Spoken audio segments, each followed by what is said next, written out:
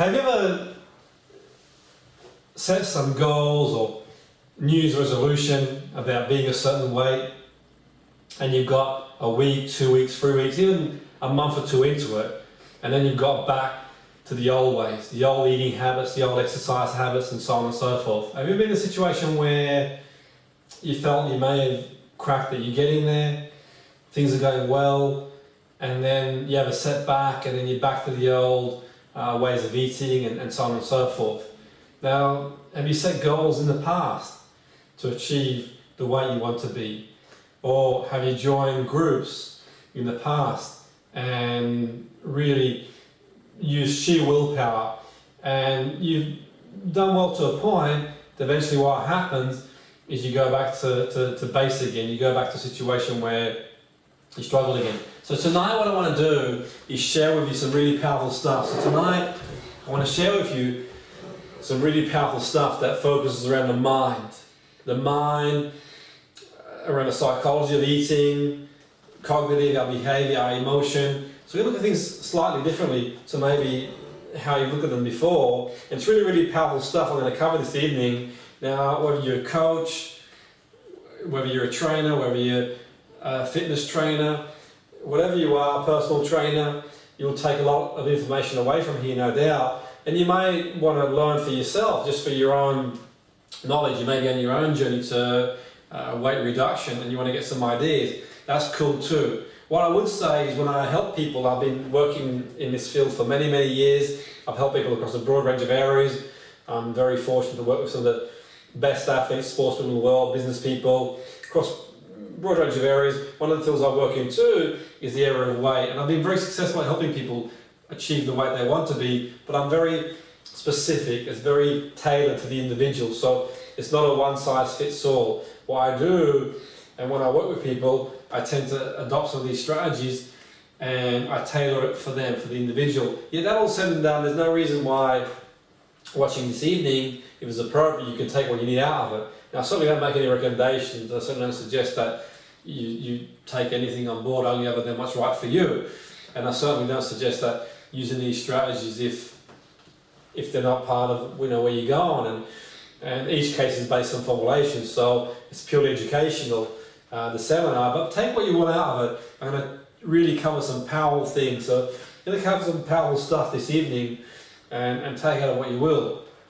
Looking at the psychological side, because no doubt if you're watching this, there's a very good chance that you're watching on the basis that you've tried things before and they may not have worked, or maybe you're a personal trainer, you're a coach, and you're looking for new ideas to help people and a different perspective. So tonight we're going to cover some really powerful stuff. So does that work for you? Are you interested in covering some really, really powerful stuff?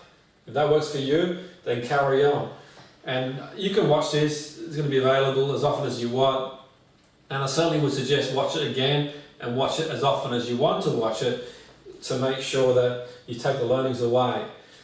One thing I do when I work with people in weight reduction, I get the call every year, inundated with calls around January time, or New Year's resolutions and so on and so forth. And I'm going to guide you through some of the things I do and some of the principles I use and some psychology around it. I think that what's really important for me, and in the time we've got, I'll cover as much as I can in the hour or so. Obviously, I run courses, and some of the courses go for a day or two, if not even longer. And you can spend as long as you want, but I'm covering enough stuff this evening, enough powerful stuff for you to have what you need to take away. I think what's really important for me is setting a goal. And now you may have set goals before. The way I set goals, I use the LASER acronym. It's an acronym I created myself, so you can laser, like a laser beam, go for the goal you want. You can apply it to weight reduction. Now, the acronym, I'm going to guide you through it. You've got a pen and paper, you can work your way through it. If not, you can make a mental note of it. It's your call. Now, for me, it's important that you list what you want. You write down what weight you want to be. Okay, what weight? The mind does not process an instruction really well. So if I say I don't think of a blue giraffe, so you just put I want to lose weight, it's vague. So the mind, to focus the mind, what you need to do to get really focused is list what weight you want to be. So write down what weight, what suit size you want to be, So you can write down what weight, what suit size you'd like to be, and be very specific. That's the first part of the acronym. I won't spend too much time on it because I've got a lot more to cover, some really powerful stuff to cover. The A is for attainable. Now what I mean by attainable is, now I don't really like the word realistic. I mean, what is realistic? A lot of things are possible. People go above and beyond what people's expectations are. And I certainly have people who come and see me who go above and beyond what anyone expects them to achieve. What I mean by that, you don't go to bed one night and get up in the morning and you put weight on. It takes time, bit by bit, and life circumstances generally have a big impact on us. Maybe you had a baby, or maybe you had a tough time, or maybe something happened in your life and you ate, or maybe you're an athlete and you carried on eating the same way you ate when you retired from it. So many permutations have an impact on people, but what ultimately in the end is attainable is, okay, that's where you see a lot of people go on these fad diets. Now I'm not here to talk about dieting or say one diet is better than the other, but what I will say is that from the point of view that people, the expectation is to lose a significant amount of weight in a very short time, is going to make them even more disillusioned, because physiologically, I use my sports science background, all things said and done, and the math is pretty simple: exercise more, eat more nutrition food, and eventually you're going to reduce. Yeah, it's not always easy as that, because we know there's factors that contribute towards our mind and eating. So what I would say, when it's concerned attainable, you've got to think, okay, if you're looking to lose say 3 or 4 stone in a couple of weeks, in my own opinion, and others might beg to differ, I don't think that's plausible or sustainable. Now I'm sure there's people out there that will say it would be, and I'm sure there's cases that do happen. I'm not a medic, but I know in the medical field, if someone's got an operation, then they can do some sort of crash diet to help people. I've heard of that in the past, yet that's a different story. It's controlled. It's a controlled environment, and obviously you've got to see the sustainability where that's concerned as well. But I wouldn't advocate someone on the street doing that, and certainly when you see these stars and celebrities, it's all very well controlled. If they're getting ready for a movie, then they've got a lot of people around them making them food, monitoring their health. In my opinion, I'm not a medic, I wouldn't suggest anyone go down that road, because I personally think it's dangerous. What I would suggest people to do is, as a ballpark figure, maybe £2 a week, give or take. Now everyone's different, I don't know you. I would imagine the more weight you have, the more you can lose early. Yeah, what I would say is attainable. Think, well, how long will it take me to put the weight on? It doesn't happen overnight. Give myself some time to make it a lifestyle change, to make it something I can sort of slide into in a best possible way, safely. The S in the acronym is for sensory perception, what will you experience? Now, I couldn't imagine the Stephen Jobs and Da Vinci doing these sort of SMART goals. Not that I'm against them, but I think at some point you've got to make it compelling. What will you feel? Go to the feeling. When you achieve your goal of the way you want to be, what will you feel like to be the way you want to be? What will it feel like to be the way you want to be? What will you hear? Perhaps you'd like to close your eyes and really, really feel it. What will you see? What will you hear? You might see yourself in that suit. You might see yourself in that dress. You might see yourself walking the street, people complimenting you. You hear the compliments. Go to the feeling, really feel it, okay? That's that part of the acronym. The E is the ecology, the consequences. Everything's at its price. It's not easy, is it? You've got a family, you've got to cook for them, eat meals together, finding time to train. It's not always easy, so you've got to work out the consequences of embarking on the weight reduction program. Who's going to impact? A shared goal is better to talk to your wife or your husband or your kids about it, a way of managing it. If you're married, you're on your own, then it might be a little bit different. You've got to factor in other things that contribute towards that. And ecology is the consequences. And you can look at the negative consequences of going for the goal, and you might think, what are negative consequences? No negative consequences, but they may be in the point that it might affect other people. If you've got to go to the gym 3 times a week, it might be less time somewhere else. What are the positive consequences short term? What are the negative consequences long term? And what are the positive consequences long term too. So a bit of a cost benefit analysis there to reflect on, and that's not suggesting that anyone gets talked out of their weight reduction, but so they can see it and address any issues before they arise. So if they've got an issue with going to the gym 3-4 times a week, it might be that they decide, you know what, we can go to a walk with their partner in the evening, or they can play sport with their family. That could be a way around it if it presents those issues. So you address any issues that might arise that are going to cause a hurdle. And that's what I mean negative consequence. If you decide all of a sudden to go to the gym 5 times a week, and you're in a relationship and the person you're with says they don't agree to that because you're going to miss out on movie night, then you've got to work out a way, okay? That's where that comes in. And the resources, the R is for the resources. What resources do you have to achieve? The best resources you've got yourself, but these days there's plenty of resources out there, loads out there. There's loads of information, there's loads of books, these sort of seminars, there's loads of stuff out there. But equally in the end, you might need help. So you might need that personal trainer, you might need that coach, and there's no, if that's what you need, that's what you need. And we all need help from time to time.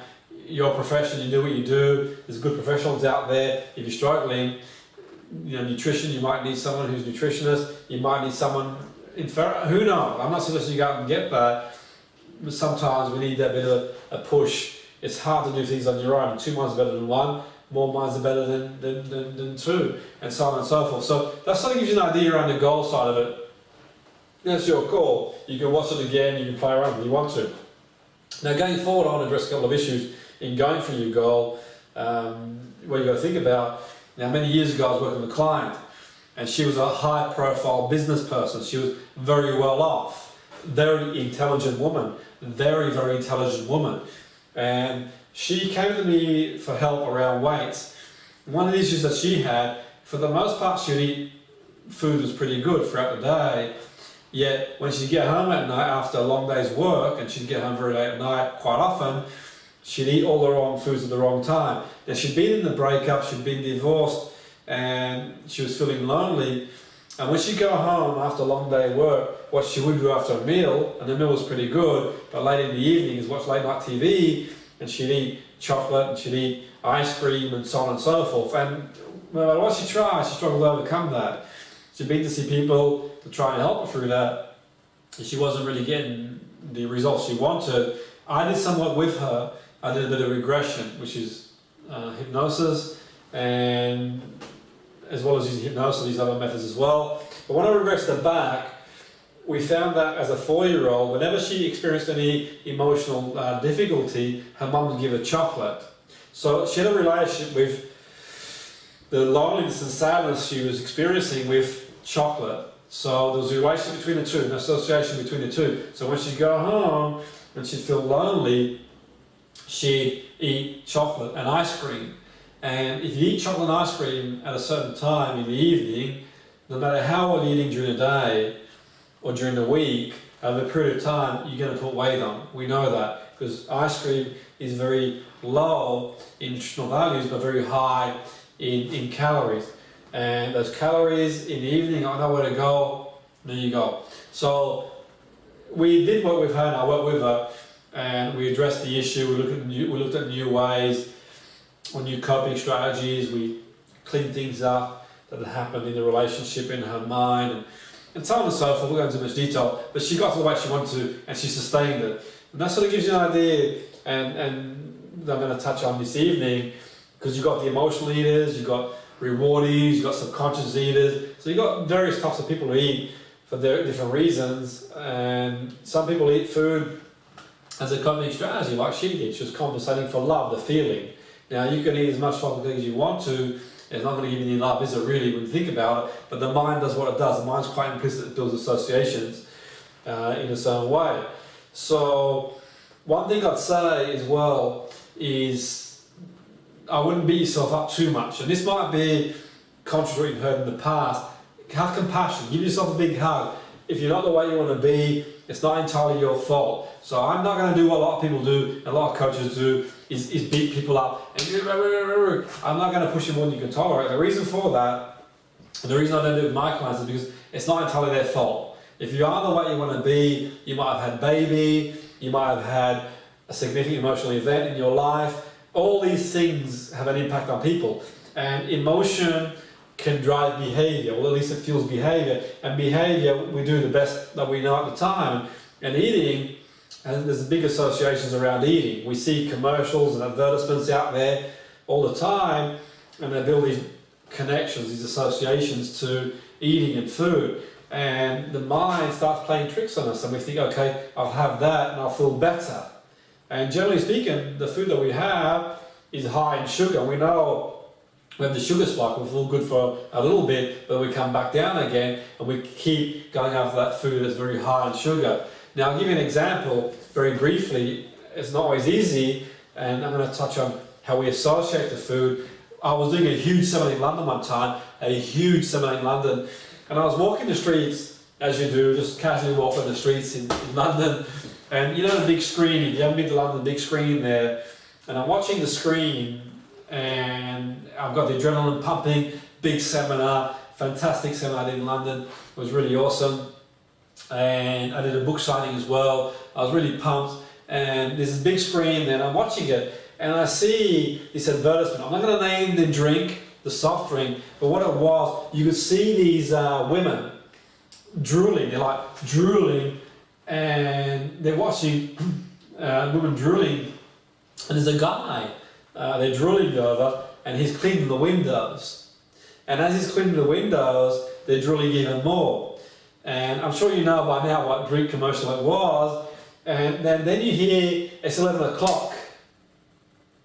It's time for a break, or time for that break to have that drink.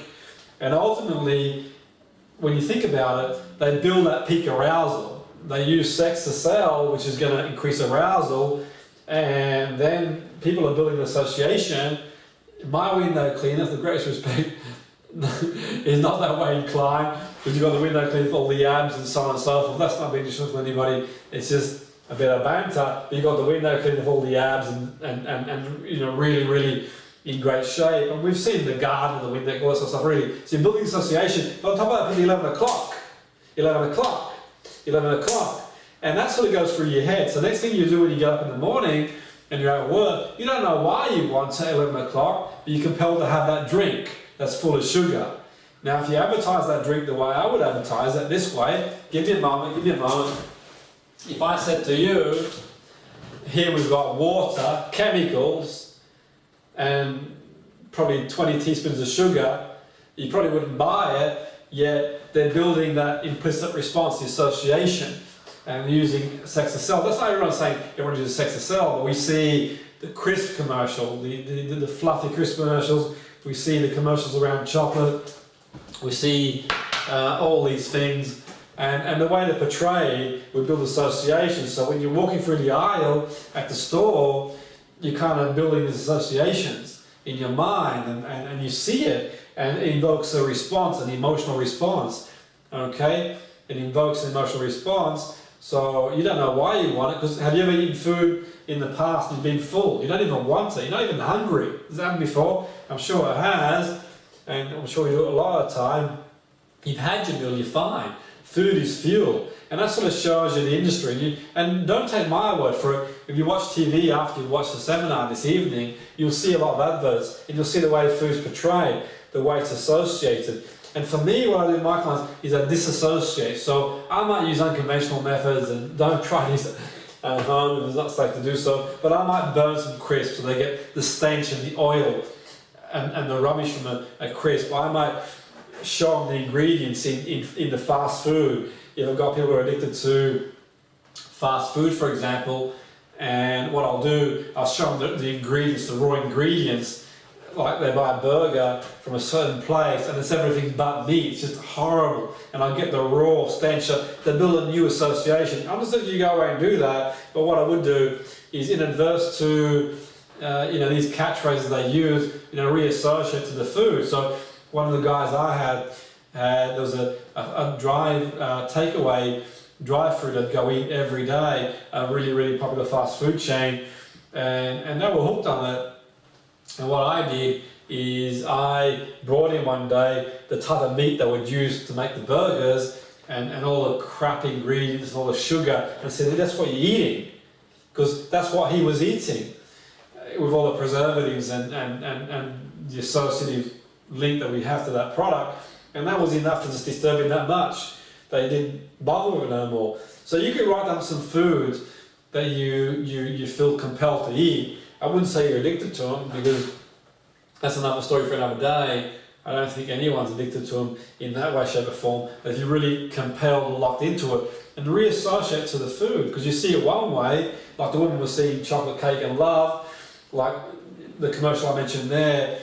I was going to say the name of the drink, I shan't give any advertising, but the commercial uses sexual arousal and the drink and an anchor, because it keeps going on. 11 o'clock is such and such a break, 11 o'clock is such, so that's really repeating in your head over and over again, and then you're compelled at that time to buy it. Not everyone is, but that gives you an idea. So you can reassociate it. Like I said there, imagine water and sugar and chemicals. So you perceive it differently. And that's one thing I do with my clients, to get them to reassociate to food, and even reassociate to themselves. So I get them to put pictures on the fridge or anywhere around the house they care to, of the way they want to look, or the way they looked, or the way they don't want to look, and the way the pain is causing them being that way. So reassociating. So with one of my clients, what I did is I did a hypnotic script for him, that every time he'd see food, what I would do, I said to him, every time you see, for example, every time you go to the aisle, a condition got into his mind that every time you go to the aisle and you're about to pick up food that's causing you issues, see a reflection of yourself in 5 years' time, if you carry on eating that stuff, getting bigger and bigger. And that was enough, he said to me, to put it back down again and choose the healthier option. So giving you a few ideas, quite useful. But what you could do immediately is, from an exercise point of view, is motivation is really important. And I think it's really important that you've got the motivation. And as human beings, we're motivated either away from or towards the positive. What I mean by that in the context of food, so it might be you're motivated away from a negative consequence. It might be you're sick and tired of feeling lethargic and tired. Or it might be the health risks, they say, that's associated with certain foods, and that might be driving you and motivating you. But you might be motivated towards a positive, and the positive might be the six-pack in the beach, it might be the wedding dress, it might be the suit. So each of us has a spectrum, and some favour more than the other, and it's very context dependent. But what I would say is, what you could do this evening, think of 10 reasons. Think of 10 reasons what pain. You can get your clients to write down 10 reasons from a point of view, if they carry on the way they are, it's causing them pain. So the pain might be the sick and tired of being tired. And if you can't think of 10, you come back to it after. But think of 10 reasons, really feel them. Really feel it, go to the feeling. And what you could do also is you can put pictures of how, if you are not the way you want to be, in certain place in the house, where in the cupboards where the food is, of how you look at the moment, or how you could do that. So it has an impact on your mind if you wanted to. Okay, that's one way you could do it. You start motivating you, give that nervous system a jolt. Now, if you haven't finished it now, you can do it in your own time. Now think of 10 reasons towards a positive. So you might be able to play sports with the kids better, you might feel better, you look wonderful on the beach, you get to that dress size, that suit size, and you might put pictures of yourself when you were the way you want to be. You might pick pictures of how you want to look like. And that's one thing you could do from a motivation point of view, because that'll drive you through the hard times. When you get home from work and you're tired and you think, you know what, I'll just have whatever this evening, then what could just jolt you is if you see yourself either from a negative perspective or where you want to go, a positive perspective. So you see yourself in a picture, a reflection, being really, really overweight, then it might just jolt you. If you see yourself in a picture of the way you want to be or the way you were, it could have an impact. And what you could do in your own time, your own pace, just write a list of reasons why you want to be the way you want to be, and away from a negative, and write a list of reasons towards a positive. And you're going to favour one more than the other. And I think personal trainers sometimes, where they go wrong, they motivate, they try to motivate their clients in the way they're motivated. So if you're a trainer or you're a coach, you want to find out what spectrum the person is you're working with and to motivate them that way. Because if you're very towards and trying to motivate someone who's very away in your language, if you get the way you want to be, you've got the six-pack, so on and so forth, you won't make an impact, it'll go over their head. If you're very away and you try and motivate someone who's very towards, if you don't eat this, if you eat this, this is going to happen and it's doomsday, then you're probably going to cause them stress and I'll give up. So bear that in mind. It's quite a useful thing to bear in mind. And you can do it in your own time and your own pace, you can watch it again, go from there. Become more mindful eater, become more of a mindful eater. Be more aware of what you're eating. So rather than, so have you been to a cinema, for example, and you had a popcorn, you just, without realising, gone through the whole thing. So really taste your food, get in the habit of eating and tasting your food and chewing it and being in the now, being in the moment is really important for me when it comes to that. You know, being really in the now, really when you're eating at a table, be there. Now I see it all the time, you go out sometimes, you see families even, they're on their phone and they're eating away, and if nothing else, they're not spending quality time together. And I think it's really important to be in the now, really feel it, really feel the now, be there, be in the moment, be present when you're eating. Be aware of what's going in your mouth, what you're chewing, what you're eating. Because some people eat subconsciously where they're almost not even aware of it. They're almost like in this hypnotic trance, and it's almost like they're not in control. And we've all been there, we've all got the potential to do it, but the more aware we are, so if you're in the cinema having that popcorn, just eat it slowly, chew it, eat it. If you're having food, be aware of it really. And start reassociating the food as being an energy source. It can be social. I think having the 80-20 rule, eat well 80% of the time, 20% have whatever, it's probably more viable, but that's one thing to think about. Because the way we are as human beings, we sometimes tend to just drift into these eating habits, and you've got like reward eaters. So when you're very young, if your parents told you there's some country in the world that was starving, finish your plate, you don't need to finish your plate. You don't need to. If you're conditioned that way, you've got conditioned eaters, and that's sort of not suggesting we throw our food away. Yeah, if you've eaten, you're full, then that's it. Call it a day. There's no need to finish it. If you're full, a lot of people eat more than they need to because they're what I would call a reward eater or conditioned eater, because that's what they've heard me told to do. And if you do that over time, that's going to cause a number of issues. What I would say really from the emotional point of view, from the emotional eating point of view, so the emotion has an impact on our behaviour. So we feel a certain way and that could drive us to one thing or the other. But look at different coping strategies, look at different things you could do. So rather than eat food, you can go for a walk, or you can have water, you could have, or even in the beginning, if you're so used to eating food throughout the day, continuously, if you're one of the people who is eating emotionally and you find the need to eat constantly for one reason or the other, one thing you can do, what's quite useful for that, is just eat foods with a high nutritional value to begin with, because it might be a big stretch to go from one to the other, and that's where a lot of people end up failing, because you don't want to be too hard on yourself, and you want to be compassionate with self. You know, give yourself a big hug. You are where you are. There's various reasons for you being there. If you beat yourself up more than you can tolerate, you're just going to go back to square one again. I use the analogy. Let's say if you beat yourself up more than you need to, what happens? Let's say you've got a pack of chocolate biscuits. What happens if you beat yourself up more than you need to? If you eat 2 chocolate biscuits, what you'll end up doing is you'll end up just demolishing the whole packet. You eat 2, say fair enough, I've eaten them, that's it, I won't eat anymore, then you better serve to leaving it. So that's not saying that we resign ourselves, that's saying that we accept where we are, we take responsibility for moving forward, incrementally, step by step, 1 step forward. We might take 1 step back every now and again, but we sort of take steps forward, rather than 5 forward or 10 back, which is key. And do activities that you can do too, which are quite useful. That's not necessarily suggesting you do distraction, yet what I would say is quite useful to do activities, to immerse yourself in things like sports, like walking. When you walk, produce chemicals in the brain, you're healthy, better, you produce endorphins, you feel better, so you're less likely. I would suggest some of my clients I work with, I tell them go for a walk.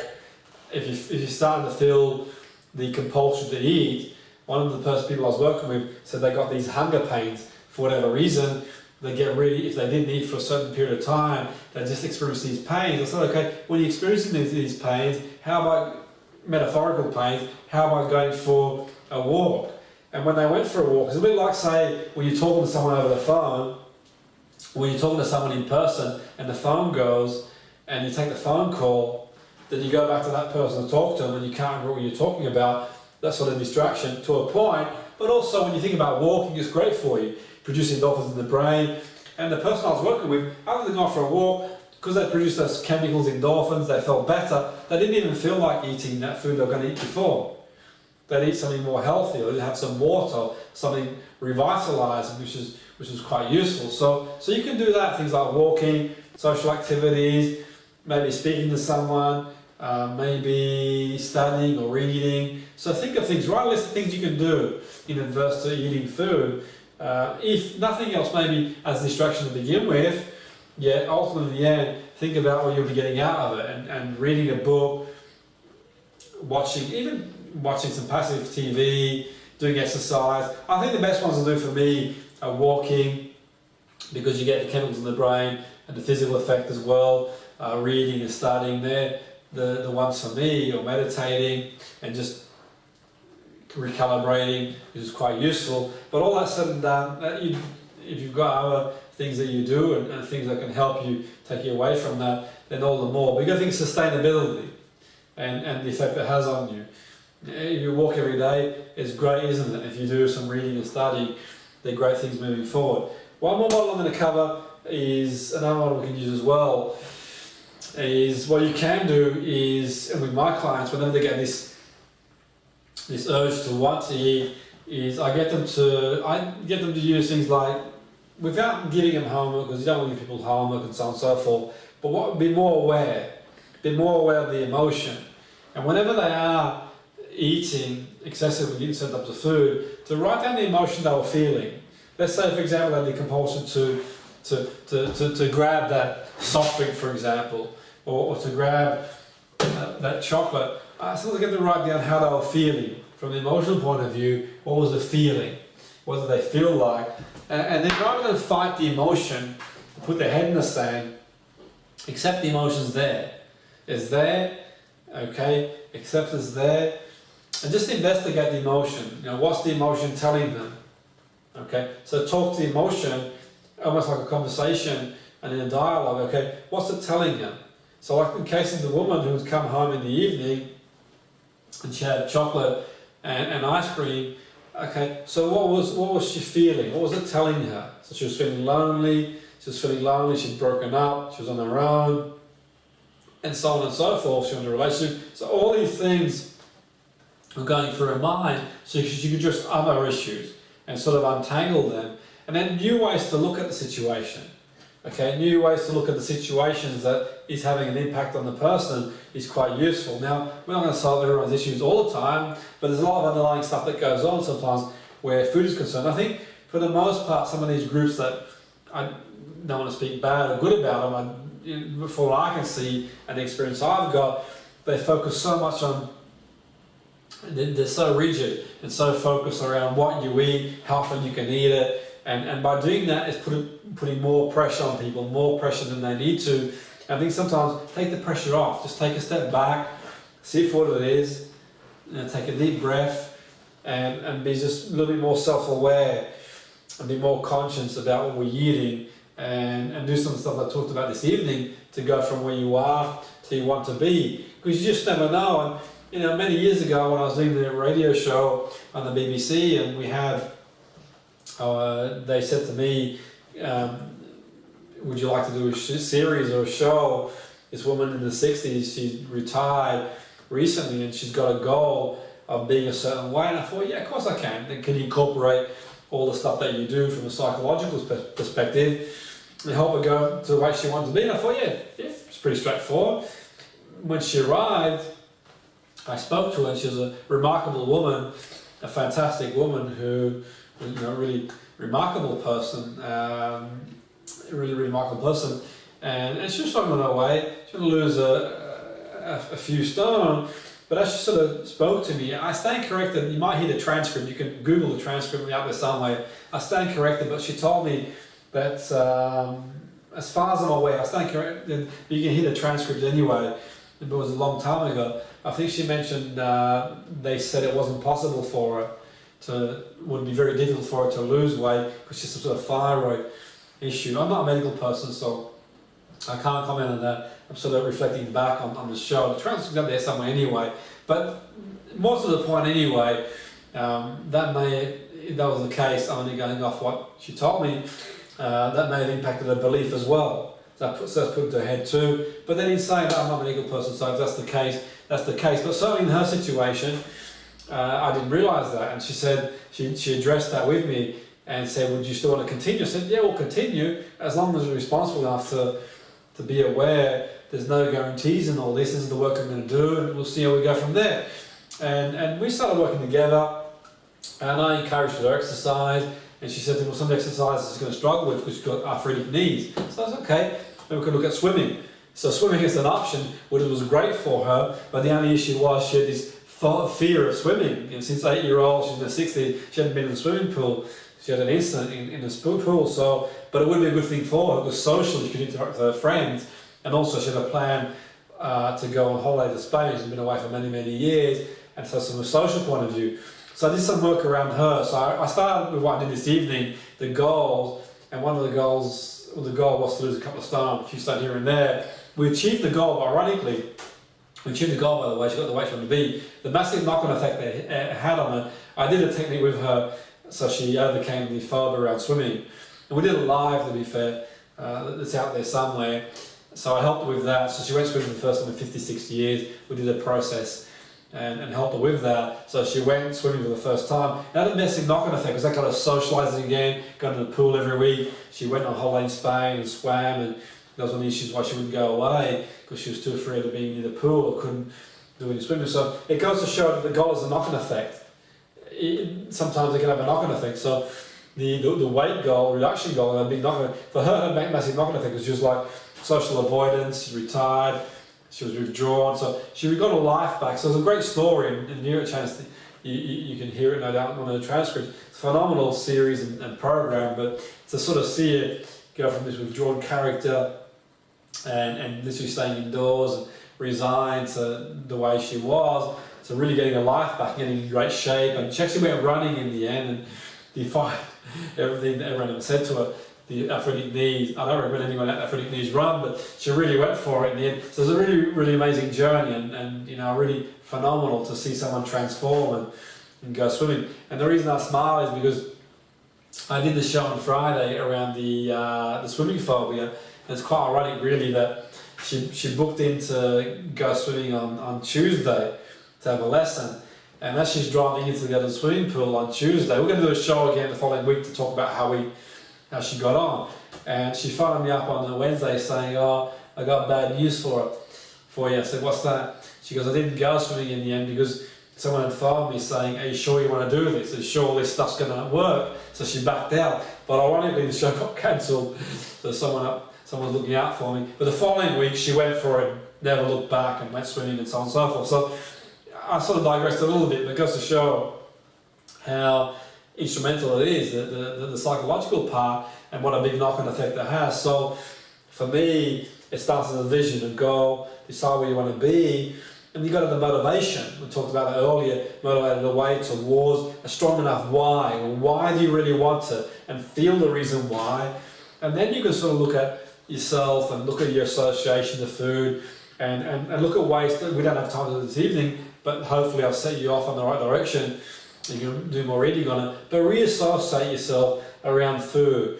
Now reassociate food with being, I mean, I like to eat clean food for the most part during the week. On the weekend I have whatever, but you can, and I find it sustainable. I have a lot of juicing as well, and we don't have time to go into that in too much detail. Some videos out there I've done on those subjects you can watch. There's plenty of information out there if you wanted to. But reassociating, like I mentioned earlier, to food, because food sometimes in the media is portrayed in these commercial videos wonderful warm thing, and you see it and you associate to it. And you know what? There are other ways you get those feelings: by exercise, by walking, by socializing, by doing things that are more productive for you, and eating food that's high in nutrition. Nutrition value. You can have green vegetables that high in nutrition value, high in alkaline, and they're great. They fuel you, they provide the body with more oxygen and vitality, and you feel better for it. Once you break that cycle, you won't want to go back. And sometimes you need a bit of a kickstart, that's for sure, because we're all human. That's why I say, have compassion for yourself. Don't beat yourself up too much if you're not the way you want to be. Just make a start when you're ready, and then go for it. Because a lot of people have been beaten to the lot for many, many years. They're back to square one again. Just put it to bed. You are what you are. Situation is, it was not only your fault. Life circumstances. You can't blame yourself entirely for being the way you are. There's many reasons why you are there. And I mentioned before, every advertisement, it doesn't make it easy. Going out, not easy to find food. There's a lot of fast food out there. Temptations there. People around us, so on and so forth. So you've got to sort of break away from that and accept that's what it is. But you can do it. And once you do it, you won't look back. Certainly from my experience when I was an athlete, I used to eat high volumes of food. When I stopped competing as an athlete, I was still eating the same volumes of food, albeit not the same activity. And it wasn't long before I put loads of weight on. And I had all the answers, and it goes to show how easy it is. And for me to reverse that, I had to refocus and just recalibrate myself. And I got there in a few months, and having got there, every now and again we'll have our moments, but for the most part, you just keep control of it, keep it from there. So I really enjoyed this evening. That's what we've got time for this evening. Email me, Jimmy Petruzzi. That's info@excelnlp.com. info@excelnlp.com. That's info@excelwithnlp.com. Send me an email if you want any information, comments, feedback. The show will be available on YouTube. You can watch it as often as you want to. You can email me if you've got any questions, comments otherwise. I've really enjoyed this evening. Have a fantastic rest of the week. Live with passion. Bang!